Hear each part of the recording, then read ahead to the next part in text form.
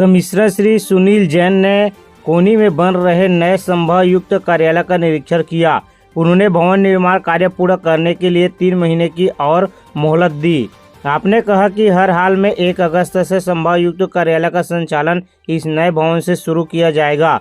लगभग 2.5 एकड़ के क्षेत्र में 12 करोड़ रुपए की लागत से नए भवन का निर्माण किया जा रहा है। निर्माण कार्य पूर्णता की ओर है। फिनिशिंग के कार्य तेजी से हो रहे हैं। कमिश्नर ने भवन के विभिन्न हिस्सों का सूक्ष्मता से अवलोकन किया और कुछ सुधार के निर्देश लोक निर्माण विभाग के अफसरों एवं ठेकेदार को दिए।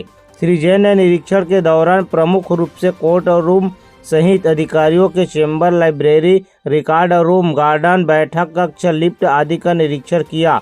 श्री जैन ने भवन के आसपास के निर्माण कार्य एवं भूमि की जानकारी भी ली। इस अवसर पर डिप्टी कमिश्नर संतोष ठाकुर, श्रीमती स्मृति तिवारी भी उपस्थित थे।